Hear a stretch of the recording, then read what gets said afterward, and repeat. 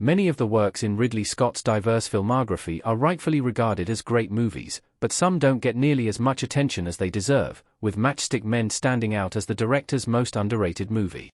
The sci-fi genre owes a lot to Ridley Scott, because Ellen Ripley, a character who helped reshape genre expectations, would likely have never become the trailblazing feminist icon she is without Sigourney Weaver's dedication to the role and Scott's own passion for challenging the status quo through his work when he wrote and directed his sophomore feature, Alien, in 1979.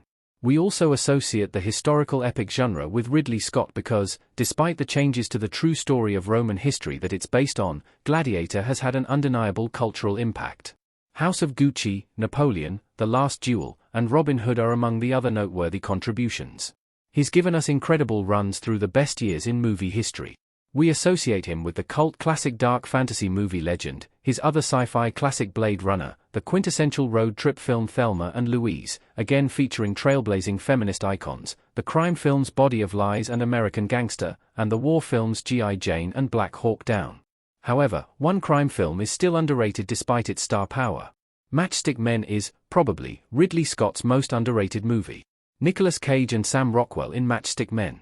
It is inevitable for a man with such a large filmography as Ridley Scott to have a few underrated movies that don't get the attention they deserve, but Scott's cinema has consistently received a level of attention because of his reputation and his mastery of the medium. However, Matchstick Men barely made a splash in 2003 when it came out. Matchstick Men stars Nicolas Cage and Sam Rockwell as main characters. Alison Lohman appears in the supporting role of the former's daughter, alongside Bruce Altman as his therapist. With Scott directing, the film had enough star power for it to be a big deal in the early 2000s, but it flew under the audience's radar, and continues to do so. Scott is known for challenging the status quo with his works, especially by subverting tropes and experimenting with the form to tell unique stories.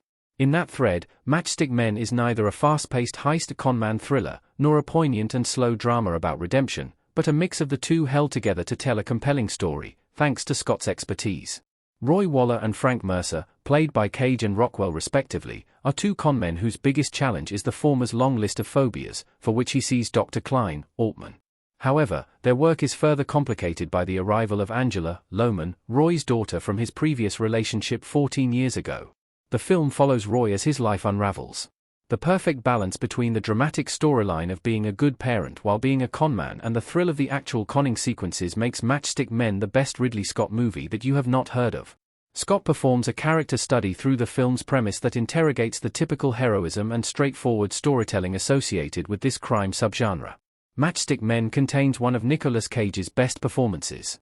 Roy sitting at a table, looking worried in Matchstick Men. Apart from agoraphobia and a possible form of OCD, Nicolas Cage's Roy Waller has many tics triggered by commonplace occurrences, which make it difficult for him to conduct business and leave his house for work without medication. While the medication becomes a source of tension and the subject of a great plot twist, Roy's condition is central to the film. Nicolas Cage transforms into Roy. Roy's tics don't seem performative, and you'd be excused for thinking Cage developed those tics after he played Charlie Kaufman in Adaptation, 2002. And before HS started shooting scenes for Matchstick Men. He is unbelievably natural in his depiction of these behavioral peculiarities that would seem like a caricature in the hands of a less capable actor. The nouveau shamanic style of acting that Cage developed and popularized is known for extending one's imagination so as to believe they are personally experiencing the same events as their character, is on full display in Matchstick Men. From eye twitches and involuntary winks to characteristic grunts, Roy feels like a real individual because of Nicolas Cage's commitment to the role. What makes Matchstick Men one of Ridley Scott's most rewatchable movies is Nicolas Cage's dedicated performance as Roy. While the tics are the highlights of his performance, he's also natural and warm in the redemption arc driven by his wish to be a good father. Roy's crisis of faith and love for his daughter are this personable because of him. Why Matchstick Men doesn't have a bigger legacy in 2025. Nicolas Cage as Roy Waller with Alison Lohman as Angela in the store in Matchstick Men. One of the major reasons Matchstick Men's legacy is tarnished is because Hans Zimmer never returned to directly compose music for Ridley after their rift while working on Matchstick Men.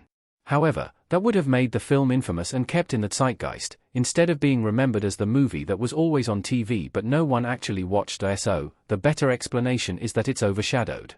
The film underperformed at the box office, despite it being released after Hannibal and Black Hawk Down, and that's possibly because a small-scale comedy drama was conceptually underwhelming despite the cast. In later years, it's faded further from prominence because it doesn't fit snugly in any of Scott's most popular categories of movies. Matchstick Men deserves better because of its fantastic twist ending, Nicolas Cage's brilliant performance, the approach to conman filmmaking, Hans Zimmer's score, and Ridley Scott's deliberate direction.